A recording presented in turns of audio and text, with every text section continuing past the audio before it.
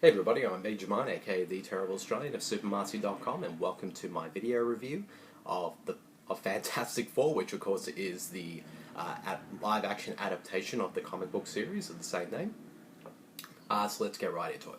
Of course, I think it's pretty common knowledge now, sort of all the problems that this film has faced since its release. With director Josh Trank basically kind of disowning it, and then we're finding out sort of all the behind-the-scenes troubles and whatnot in regards to what was going on with the making of this film, and as well as it being sort of kind of disappointment at the box office and whatnot. So that's all pretty much common knowledge, and you guys already know that anyway. So I figured for this review, I'm just going to basically just share my thoughts on the actual film itself, sort of without all that other stuff out of the way. So I figured, yeah, that's pretty much the main thing. It's just simply just review this film and see whether did I think it was as bad as people made it out to be, or is it not that bad at all. So let's just start off with here's the thing about this film. I do think that, I'm just going to put it out there, I do not think it's the worst film ever made, especially regards of what a lot of people have been talking about in the last few weeks. It's definitely not the worst comic book film ever made. It's definitely not. That being said, it's not a very good one at all, and it's a shame though, because there is a lot of potential in this film that would have made it actually really good. And I will say this though, despite, and I'll get to a lot of the problems in the film, but to start off with, I actually thought the first 45 minutes of this film were actually pretty solid. I liked how it sort of established all the characters' relationships and set up the story and the characters, and you could definitely tell right away that this film is very different from the the well-known 2005 version, which a lot of people also hate as well, but to be honest, I didn't mind that one. But that one was definitely much more very a kid-friendly type of and fun and quote-unquote fun kind of comic book film. This one definitely takes a different approach. At least the filmmakers behind this, including director Josh Trank of Chronicle fame, they definitely take a different approach with this one. It's definitely a much more sort of grounded, more serious kind of adaptation of the comic.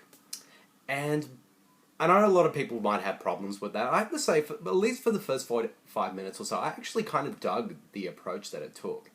And I think the main reason for that is it's doing something different. And I always have to give a film credit when it sets out to try to do something that's, different from other films of its type. And especially in this regard for, superhero films. We're all sort of accustomed to superhero films now, with all the Marvel and the DC films from this and all that and all that. But that was one of the things I thought was both interesting and made me very engaged for at least half of the new Fantastic Four film, was because it, like I said, it takes a very different approach with this really well-known property. And what's interesting though is the first 45 minutes don't even feel like a superhero film. To me, it felt more like a sci-fi film.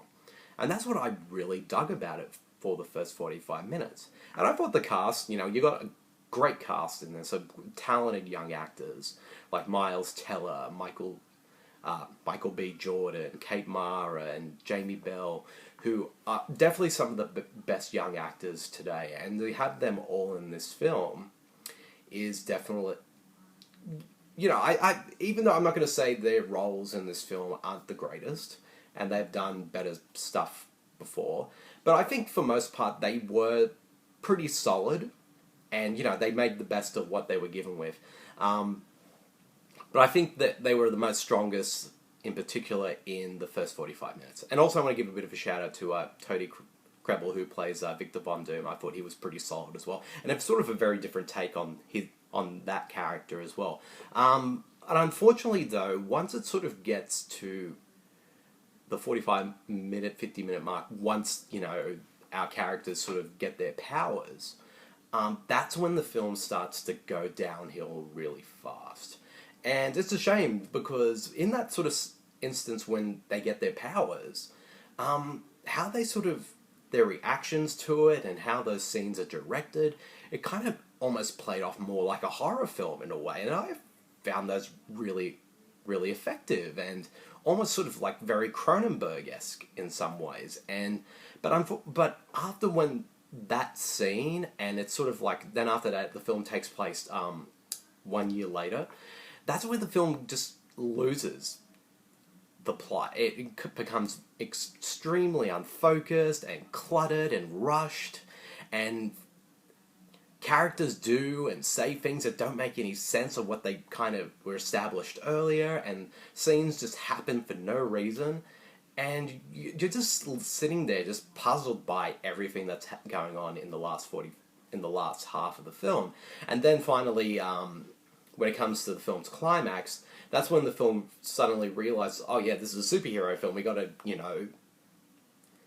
make these characters and the superheroes now. And the big action climax just feels so out of tone and out of place in regards of everything that happened before, at least in what the type of film that this was going for. If this was, say, in another type of, superhero film, like one of the Marvel films, or even one of the earlier Fantastic Four films, it wouldn't feel as placed. But in regards sort of the tone of what this one was going for, it just feels very jarring, and it just kind of comes off as a mess. And I don't know, you could tell that the last half of this film was definitely suffered a lot, and I have a feeling it's because of, rewrites and reshooting and stuff like that, and you can definitely feel that in this last half, at least compared to the first 45 minutes, which actually felt very focused and well done and compelling, but yeah, it's just at a certain point the film just goes downhill completely from there, and the climax is and it just, after that, it just becomes dull and kind of boring and just a bit of a jumbled mess. And it's a shame because there's a lot of potential here, but it just didn't end up working at all. And to be honest, I really did not like the second half of the film. It just did not work at all. I see what they were going for, but unfortunately it was just too much of a mess, and it just didn't work. And it kind of, and like I said, it just really disappointed me in that regard, because I really dug the first 45 minutes, and I kind of wish the last half of the film was kind of similar to that, but but sadly it wasn't. So, like I said, it is kind of a bad film in a way, but mainly for the last half. I think the first half is decent and pretty solid for most part. It's just the last half just kind of ruins it completely and just ends up making a pretty solid film into a bad one. So, if I had to give Fantastic Four a rating, I'd probably give it 2 stars. It's just, if there was just the first half alone, it would definitely be a 3.5. But the second half, it's definitely like a 2 or a 1.5 or something like that. So my overall rating for the whole film is definitely 2. And it's a shame, because it would have the potential to be a really good film, but sadly, it just ended up being a huge disappointment. So, yep, that's the end of my video review of Fantastic Four. I hope you guys all enjoyed it, and I'll see you guys all later. See you, everyone. Bye.